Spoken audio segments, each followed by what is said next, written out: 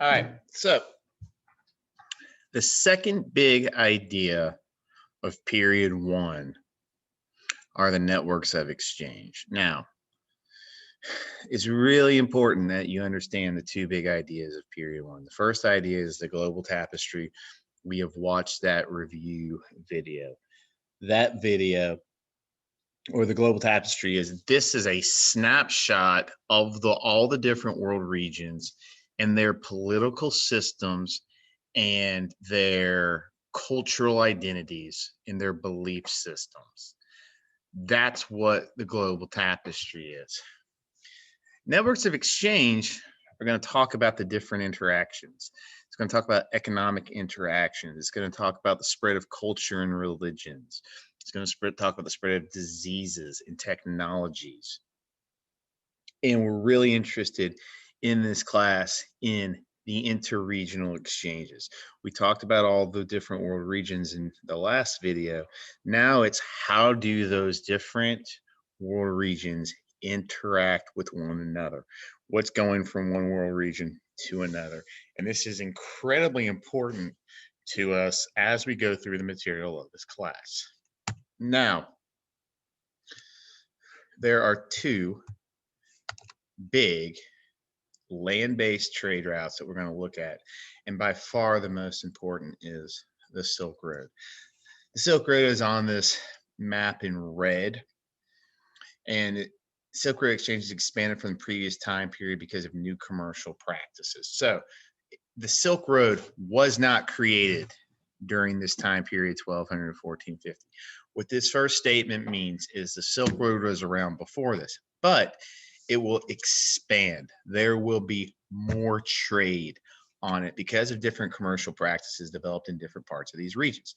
You need to know that the Silk Road connects East Asia and South Asia and the Middle East and all of these advanced civilizations that we looked at in our first video in this time period. Now, one of the things that's going to happen, and it's directly a result of expanded trade, is new trade cities will emerge in Central Asia. There will be a city called Samarkand, which is the halfway point. Baghdad was a Muslim city in modern day Iraq that was created built during this time period. On the east coast of Africa, Swahili city states that are going to be based on trade develop. But you need to know this idea. Trade, whenever there's more trade, you'll see the emergence of new trade cities. Cities are centers of three things. Number one is trade, and also centers of government and religion. But if you have trade, you have cities. There's going to be lots of cities that pop up on the Silk Road during this time period. Understand that big idea. Luxury goods were most often exchanged. Most of the time, it's luxury goods coming from one world region to another. China is exporting silk and porcelain. India is exporting spices, particularly pepper, and finished cotton textiles.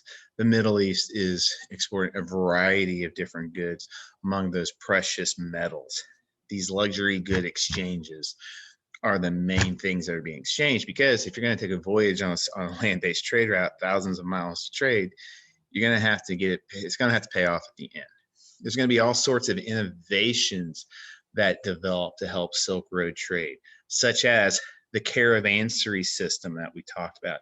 These cities of roadside inns about a day apart from one another in the Middle East, and this is something we associate with the Muslim part of the world, that was designed to accommodate both merchants and their camels.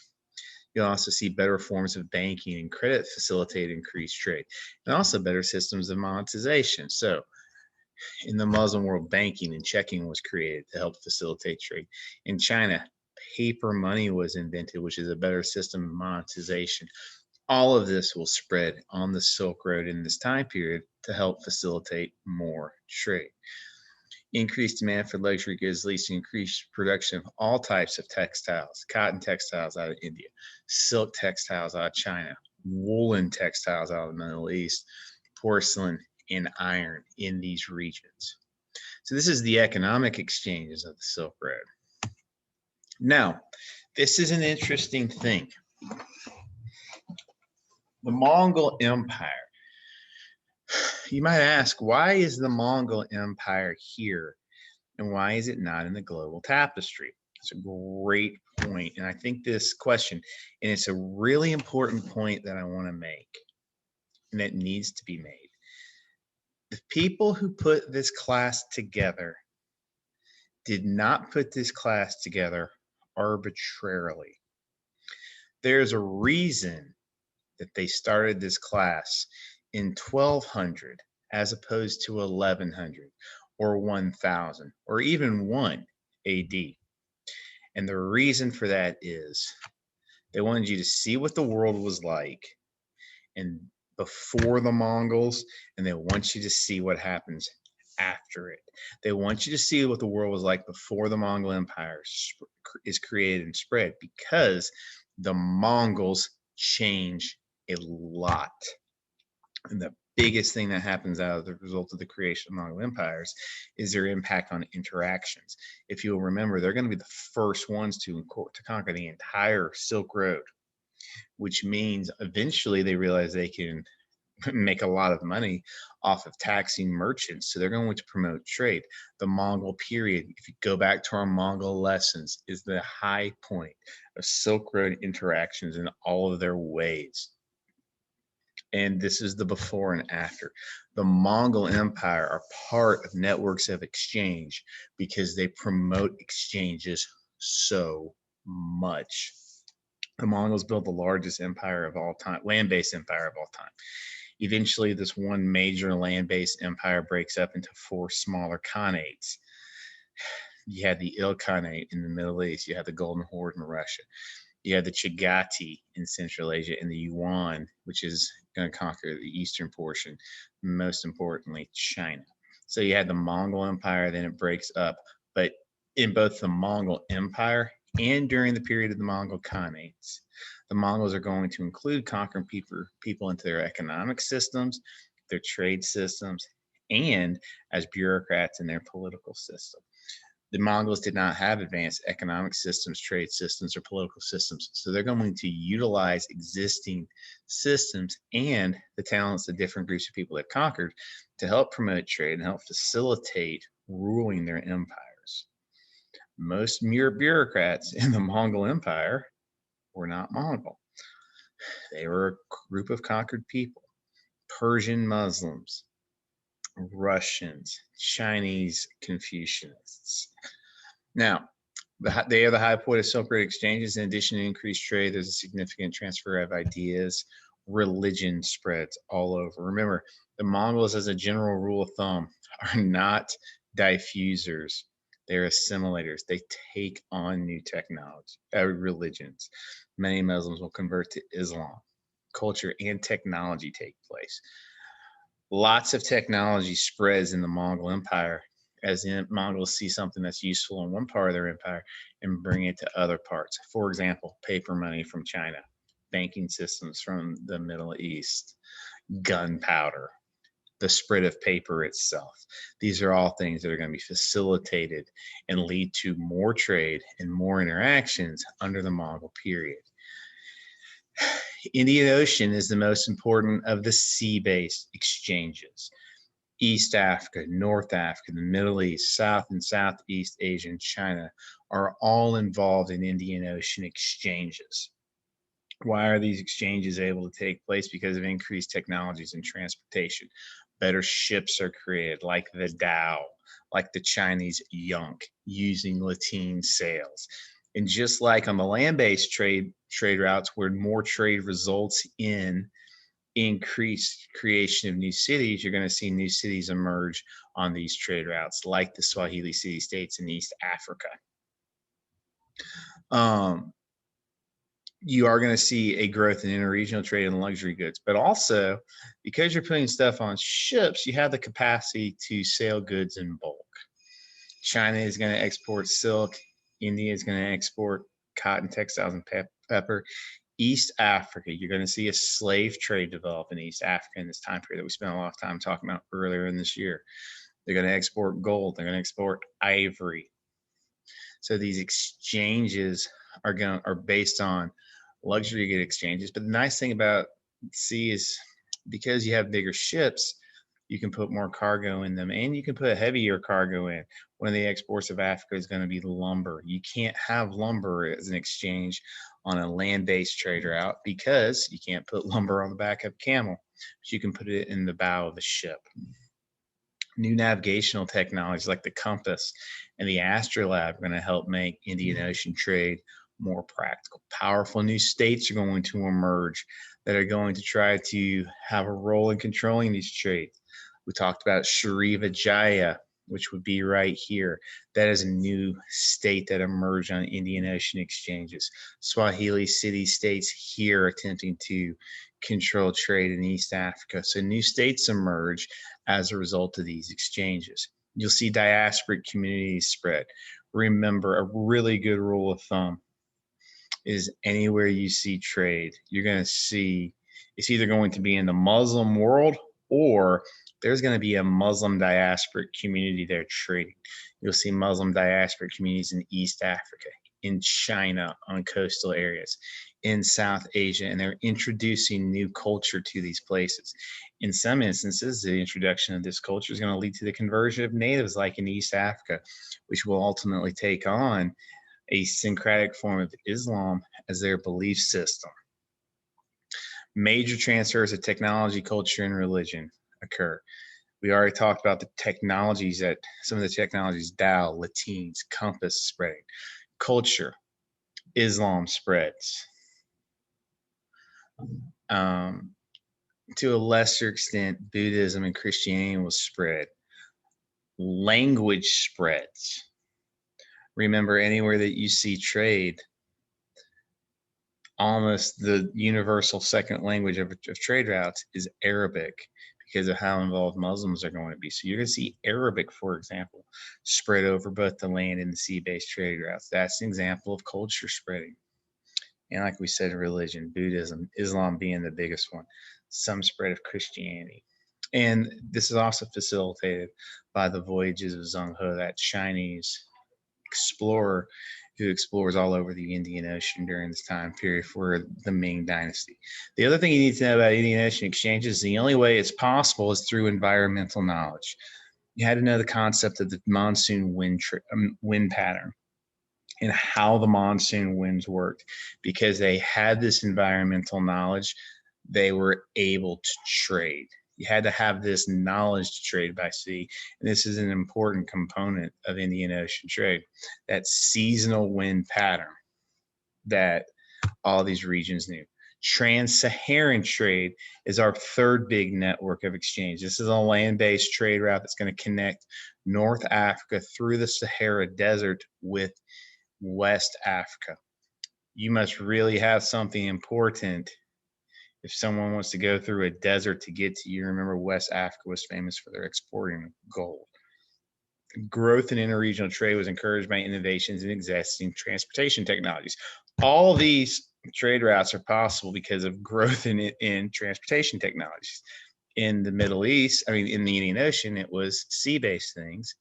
In the Trans-Saharan, it's technologies like the use of caravans and camel saddles that allowed this trade to take place because you're going through a desert. Like in other places, increased technologies and commercial practices led to increased volume in trade. This trade was not created in this period, but it expands and it includes more people. And you'll see empires engaged in this trade. There are empires in West Africa that become very wealthy off this trade. The most important one of these is Mali. We talked about Mansa Musa, the emperor of Mali, who was a Muslim African, by African I mean black, emperor, who may have been the richest person on earth and was famous for going on a Hajj to Mecca during this time period and brings back Muslim culture and ideas. But this spread of ideas is only made possible by the land-based interactions on the Trans-Saharan trade route that occurred during this period, and they couldn't have occurred without these technologies like the caravan and camel saddles, and without the desire to have these luxury goods. If you remember, West Africa was trading gold. North African Muslims who bring Islam to West Africa, among other things, was trading salt for this. Now, what is the big picture consequence of all the connectivity that's taking place between these various different regions. There's an increased diffusion of literature, art, culture, science, and technologies. For example, Buddhism continues to come to China and spread. Paper is going to spread from China all over the world. Fates of cities vary with periods of kind and increased urbanization, buoyed by increased productivity and expanded trade. So what that means is 250 years is a long time period. Sometimes cities will be growing and prospering, and sometimes these cities will not be.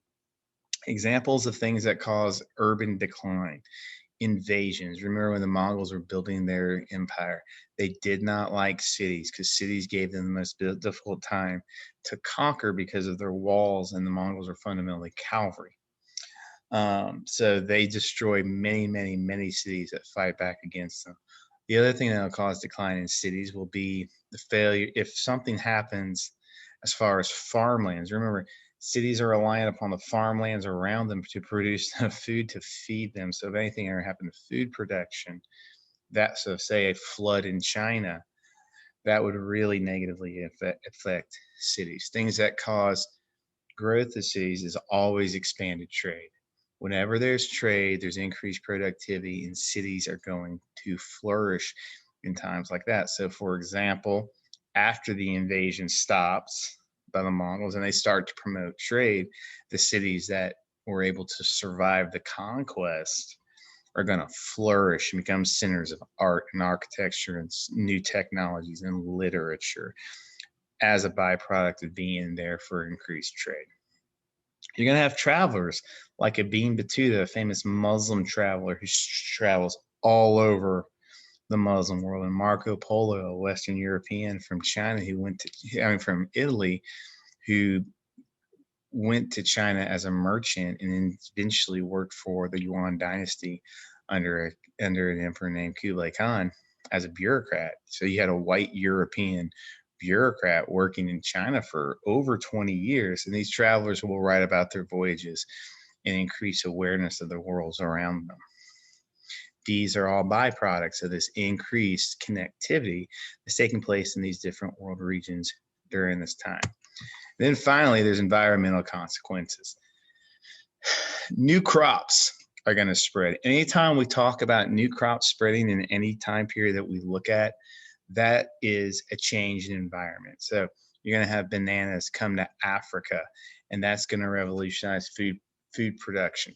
Coffee and sugar will spread anywhere you see Muslims. Remember, Muslims are banned from drinking alcohol, so the only way they could get a buzz was to start a coffee drinking culture. Well, you can't have coffee without sugar. And these are crops that are going to spread globally. And also, champa rice comes to China and eventually spreads to the Middle East. Champa is actually the area that we now call Vietnam. So that's where it came from. It came from Vietnam, which used to be called Champa, to the Song dynasty. And then throughout this time period, as more rice is produced and populations grow, the rice will also spread. So new crops in new places is an example of environmental change. The next thing you might think is weird that we consider this environmental change. We consider it in this class environmental change when new epidemic diseases are brought to new places. So COVID in period 4 is an example of environmental change. I know that sounds weird, but we're just going to go with this definition. And the biggest epidemic disease of this time period that's going to spread globally is the bubonic plague. The bubonic plague spreads all throughout Asia and North Africa and eventually makes itself to Europe as a result of the increased trade that was taking place on the Silk Road as a result of the aftermath of the Mongol conquest, when they make trade peaceful and safe and they go and they're promoting this trade.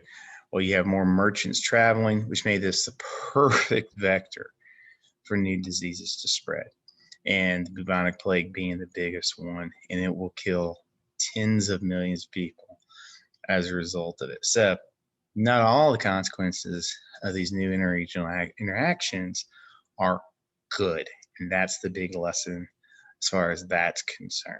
So that's unit 2 of period 1. And so remember, our 2 big ideas so far in period 1, the big ideas were the global tapestry. What did the world look like in 1200 before the Mongol conquest in all the different regions? And what were their political practices and what were their religious practices? And then unit 2 of period 1, which is these networks of exchange. What the networks of exchange were and what did they spread. Hope you guys found this interesting. This is important stuff to review for your AP exam. Have an awesome day.